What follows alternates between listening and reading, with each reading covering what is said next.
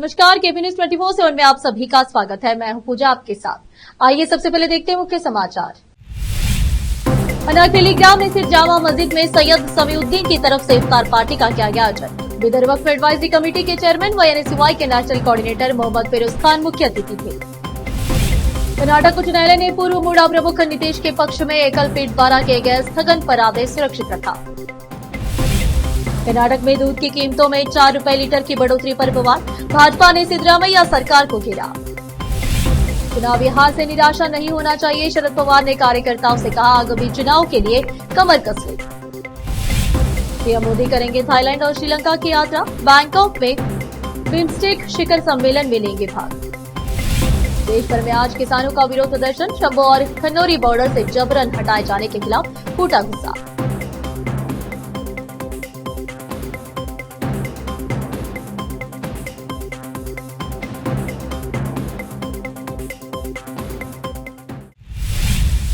अब समाचार विस्तार से। गुरुवार 27 मार्च को बीदर के मनाखेली ग्राम में स्थित जामा मस्जिद में सैयद समीउद्दीन की तरफ से एक इफ्तार पार्टी का आयोजन किया गया।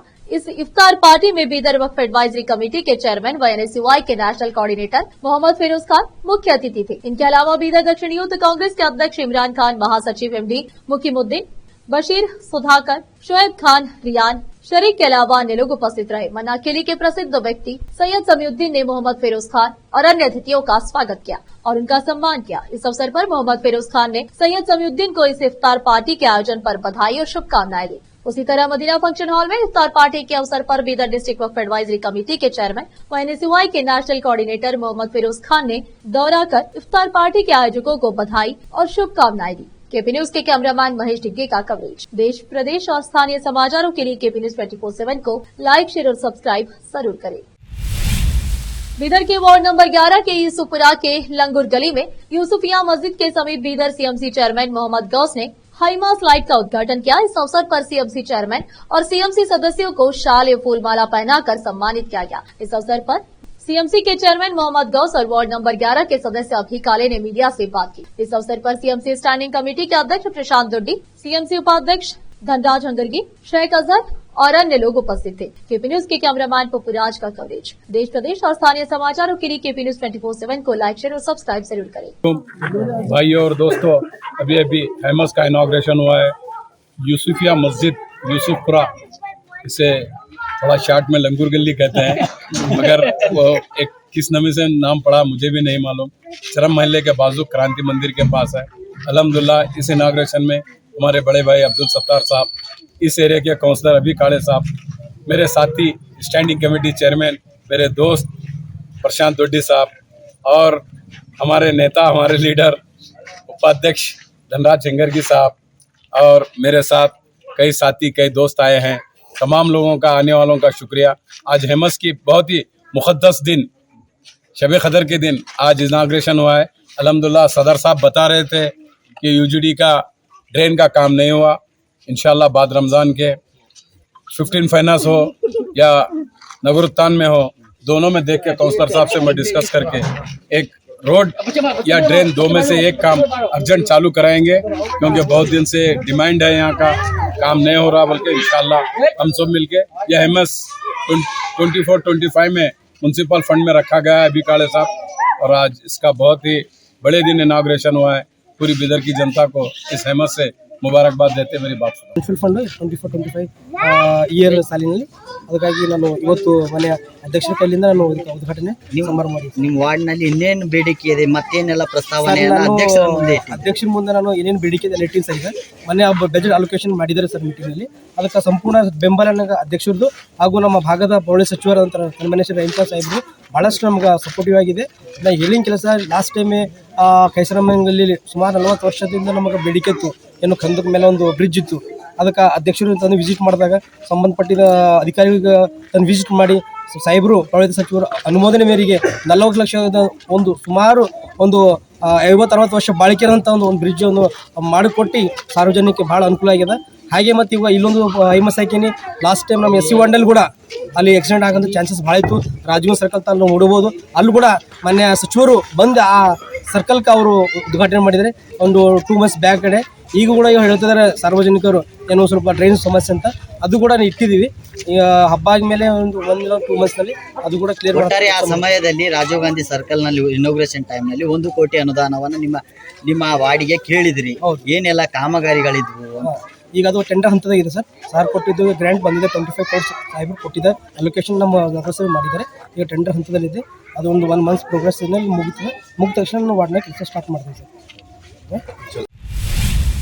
कर्नाटक उच्च न्यायालय के एक खंडपीठ ने गुरुवार को प्रवर्तन निर्देशालय ईडी द्वारा दायर याचिका पर अपना आदेश सुरक्षित रख लिया, जिसमें मुख्यमंत्री सिद्धरामैया की पत्नी पार्वती बीएम और अन्य से संबंधित साइट आवंटन मामले में पूर्व मूडा आयुक्त डीबी नटेश के पक्ष में एकल पीठ के आदेश पर अंतरिम रोक लगाने की मांग की गई थी। मुख्य न्यायाधीश एनवी अंजरिया और न्यायमूर्ति केवी अरविंद की खंडपीठ ने ईडी की ओर से अतिरिक्त सॉलिसिटर जनरल एसवी राजू और अरविंद कामत और नटेश की ओर से वरिष्ठ अधिवक्ता दुष्यंत दवे की दलीलें सुनने के बाद आदेश सुरक्षित रख लिया। ईडी ने तर्क दिया कि एकल पीठ द्वारा पारित आदेश का कई मामलों में हवाला दिया जा रहा है और एकल पीठ कई अन्य मामलों में स्थगन दे रही, जिससे जांच में बाधा आ रही है। कर्नाटक में एक बार फिर दूध की कीमतों में इजाफा किया गया है। इस बार दूध की कीमतों में 4 रुपए प्रति लीटर की बढ़ोतरी की गई है। इस भारी बढ़ोतरी की वजह से गरीब और मध्यम वर्गीय परिवार पर बड़ा बोझ पड़ेगा। सहकारिता मंत्री के.एन. राजन्ना ने गुरुवार को घोषणा की कि 1 अप्रैल से राज्य में दूध की कीमतों में 4 रुपए प्रति लीटर की बढ़ोतरी की जाएगी। मंत्री ने कहा कि दूध संघों और किसानों के दबाव के कारण कीमतों में बढ़ोतरी की गई है। कर्नाटक में दूध की कीमतों में बढ़ोतरी को लेकर भाजपा सिद्धरामैया सरकार पर हमलावर हो गई है। केंद्रीय मंत्री प्रहलाद जोशी ने कहा कि कर्नाटक में कांग्रेस की सरकार बनने के बाद से करीब 2 साल से दूध की कीमतें, पेट्रोल की कीमतें, रजिस्ट्रेशन शुल्क, शराब, वाहन रजिस्ट्रेशन शुल्क और जन्म मृत्यु प्रमाण पत्र की कीमतें लगातार बढ़ रही है। एक तरफ वे गारंटी का वादा कर रहे हैं और दूसरी तरफ वे सब कुछ वापस ले रहे हैं। वे अपनी गारंटी पर सालाना 50,000 करोड़ रुपए खर्च करने का दावा करते हैं, लेकिन बदले में लगभग 60 से 70,000 करोड़ रुपए कमा रहे हैं। उन्होंने आज दूसरी बार दूध की कीमतें बढ़ाई है। इसका मतलब है कि उनकी वित्तीय स्थिति अच्छी नहीं है। राष्ट्रवादी कांग्रेस पार्टी एसपी के प्रमुख शरद पवार ने गुरुवार को कहा कि वह एक चुनावी हार से निराश नहीं होना चाहिए और उन्होंने पार्टी कार्यकर्ताओं से भविष्य के चुनाव के लिए कमर कसने का आग्रह किया। नई दिल्ली में एनसीपी एसपी की विस्तारित कार्य समिति की बैठक को संबोधित करते हुए उन्होंने संगठन को मजबूत करने और उन क्षेत्रों पर ध्यान केंद्रित करने पर जोर दिया जहां बिहार और केरल जैसे चुनावी राज्यों में बदलाव लाया जा सकता है। अब फिलहाल एक छोटा सा ब्रेक।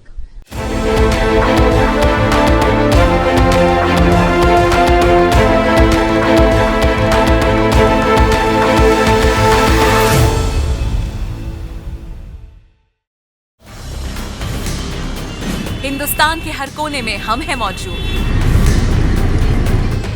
24 घंटे हालात पर गहरी नजर, खबरों से जुड़े चुपते सवालात और आपको दिखाता है धार्मिक, सामाजिक, राजनीतिक, लोकल और इंटरनेशनल न्यूज की सबसे बेहतर कवरेज जो आपको रखती है हर पल बाखबर। देश और दुनिया भर की खबर के लिए देखते रहें KP news 24/7। Noor education trust Bidar की ओर से चलाए जाने वाला Noor MEd and BEd college Bidar, recognised by NCTE Delhi and affiliated to Bidar University, Bidar. Admission are open for the academic year 2023-24. विशेषज्ञ और सक्षम शिक्षकों द्वारा शिक्षा प्राप्त करने के लिए नूर एमएड एंड बीएड कॉलेज में दाखिला लें और शांत वातावरण में शिक्षा प्राप्त करें। बीदर शहर में बेहतर शिक्षा का एकमात्र केंद्र Noor MEd and BEd college, Shahpur gate, Bidar. Phone numbers 9945283920, 8482221297।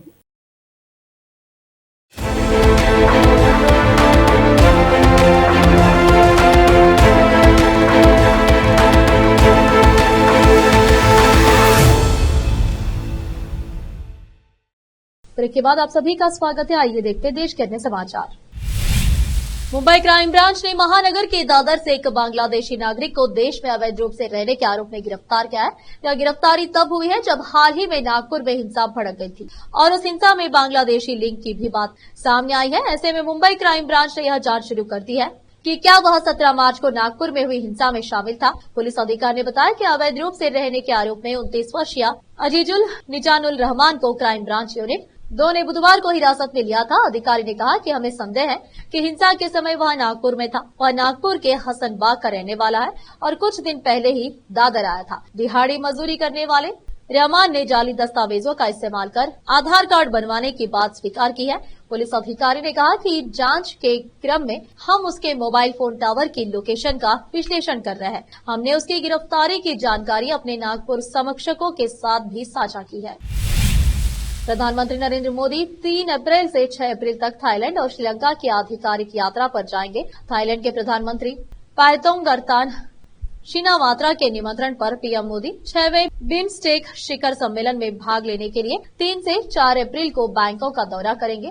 4 अप्रैल को होने वाले इस शिखर सम्मेलन की मेजबानी बिम्स्टेक के वर्तमान अध्यक्ष थाईलैंड कर रहा है। यह पीएम मोदी की थाईलैंड की तीसरी यात्रा होगी। यह 2018 में नेपाल के काठमांडू में आयोजित चौथे बिम्स्टेक शिखर सम्मेलन के बाद बिम्स्टेक नेताओं की पहली आमने सामने की बैठक भी होगी। 5वां बिम्स्टेक शिखर सम्मेलन मार्च 2022 में कोलंबो श्रीलंका में वर्चुअली आयोजित किया गया था। छठे शिखर सम्मेलन का विषय है बिम्स्टेक समृद्ध, लचीला और खुला। शिवसेना यूबीटी के प्रमुख उद्धव ठाकरे ने बृहस्पतिवार को कहा कि भारतीय जनता पार्टी को यह स्पष्ट करना चाहिए कि वह मुसलमानों को जहर देना चाहती है। यह भोजन राज्य विधानसभा के बजट सत्र के समाप्त होने के एक दिन बाद ठाकरे ने संवाददाताओं से बातचीत में मुस्लिम परिवारों के लिए सौगात मोदी कार्यक्रम को लेकर भाजपा की आलोचना करते हुए यह बात कही। साथ ही ठाकरे ने कहा कि भाजपा ने कई वर्षों तक इस्लाम के खिलाफ जहर फैलाया और अब वह चाहती है कि मुस्लिम समुदाय उसके पक्ष में वोट करे। ठाकरे ने कहा कि क्या उनका सौगात ए सत्ता बिहार चुनाव तक सीमित रहेगा या हमेशा जारी रहेगा। भाजपा को यह भी घोषित करना चाहिए कि उसने हिंदुत्व छोड़ दिया है। शिवसेना शिंदे गुट के सांसद नरेश गणपत मस्के ने उद्धव ठाकरे पर तीखा हमला बोलते हुए उन्हें आधुनिक युग का औरंगजेब करार दे दिया है। इसके पीछे उन्होंने तर्क भी दिया और कहा कि औरंगजेब ने जैसे अपने पिता और भाइयों को तकलीफ दी, वैसे ही उद्धव ठाकरे ने अपने भाई और पिता को तकलीफ दी। इसके बाद महाराष्ट्र की सियासत में भूचाल आ गया। शिवसेना यूबीटी के प्रवक्ता संजय राउत ने तंज कसते हुए कहा कि शिंदे गुट को औरंगजेब से इतनी मोहब्बत क्यों हो रही है। अब फिलहाल एक और छोटा सा ब्रेक। हिंदुस्तान के हर कोने में हम हैं मौजूद। 24 घंटे हालात पर गहरी नजर, खबरों से जुड़े चुपते सवालात और आपको दिखाता है धार्मिक, सामाजिक, राजनीतिक, लोकल और इंटरनेशनल न्यूज की सबसे बेहतर कवरेज जो आपको रखती है हर पल बाखबर। देश और दुनिया भर की खबर के लिए देखते रहें केपी न्यूज 24/7। ब्रेक के बाद आप सभी का स्वागत है। आइए देखते हैं देश के अन्य समाचार। देश भर के किसान आज देशव्यापी विरोध प्रदर्शन कर रहे हैं। पंजाब पुलिस ने 19 मार्च को शंभू और खन्नौरी बॉर्डर से प्रदर्शनकारी किसानों को जबरन हटाया था। पुलिस के इस एक्शन के खिलाफ किसानों ने आज पूरे देश में प्रदर्शन का ऐलान किया है। किसान नेताओं ने शुक्रवार को जिला स्तर पर डीसी दफ्तरों पर प्रदर्शन करने का ऐलान किया। इसके बाद 31 मार्च को पंजाब सरकार के मंत्रियों के घरों पर भी प्रदर्शन की घोषणा की। किसान मजदूर संघर्ष कमेटी और किसान मजदूर संघर्ष मोर्चा पंजाब ने गुरुवार को अमृतसर स्थित प्रेस क्लब में आयोजित एक प्रेस कॉन्फ्रेंस में इन घटनाओं का विरोध किया और आगामी आंदोलन की रूपरेखा साझा की थी। किसान नेताओं ने बताया कि 19 मार्च को पंजाब सरकार के निर्देश पर पुलिस ने शंभू और खन्नौरी बॉर्डर से किसानों को खदेड़ा और बड़े किसान नेताओं को हिरासत में लिया। इस कार्रवाई को उन्होंने बेहद दुर्भाग्यपूर्ण बताया और कहा कि इससे पूरे पंजाब में किसान आंदोलन और तेज हो गया है। कैराना के सांसद इकरा हसन ने सड़क पर नमाज को लेकर सरकार और प्रशासन पर जमकर निशाना साधा। उन्होंने कहा कि ईद की सिर्फ 10 मिनट की नमाज से किसी को दिक्कत नहीं होनी चाहिए, लेकिन सरकार सिर्फ मुसलमानों को टारगेट कर रही है। संभल के सीओ के बयानों को लेकर भी उन्होंने सवाल उठाए और कहा कि यूपी सरकार की तानाशाही 2027 में जनता जवाब देगी। आखिर में फिर एक बार देखते हैं मुख्य समाचार। अनारकली ग्राम में स्थित जामा मस्जिद में सैयद समीउद्दीन की तरफ से इफ्तार पार्टी का किया गया आयोजन। बिदर वक्फ एडवाइजरी कमेटी के चेयरमैन व एनएसयूआई के नेशनल कोऑर्डिनेटर मोहम्मद फिरोज खान मुख्य अतिथि थे। कर्नाटक उच्च न्यायालय ने पूर्व मूडा प्रमुख नीतीश के पक्ष में एकल पीठ द्वारा किए गए स्थगन पर आदेश सुरक्षित रखा। कर्नाटक में दूध की कीमतों में 4 रुपए लीटर की बढ़ोतरी पर बवाल, भाजपा ने सिद्धरामैया सरकार को घेरा। चुनावी हार से निराशा नहीं होना चाहिए, शरद पवार ने कार्यकर्ताओं से कहा, आगामी चुनाव के लिए कमर कस ले। पीएम मोदी करेंगे थाईलैंड और श्रीलंका की यात्रा, बैंकॉक में बिम्स्टेक शिखर सम्मेलन में लेंगे भाग। देश भर में आज किसानों का विरोध प्रदर्शन, शंभू और खन्नौरी बॉर्डर से जबरन हटाए जाने के खिलाफ फूटा गुस्सा।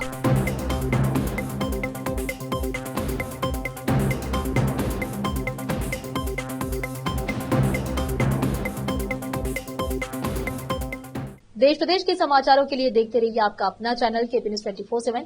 अधिक जानकारी के लिए चैनल को लाइक, शेयर और सब्सक्राइब जरूर करें। धन्यवाद। देश प्रदेश और स्थानीय समाचारों के लिए केपी न्यूज 24/7 को लाइक, शेयर एंड सब्सक्राइब जरूर करें।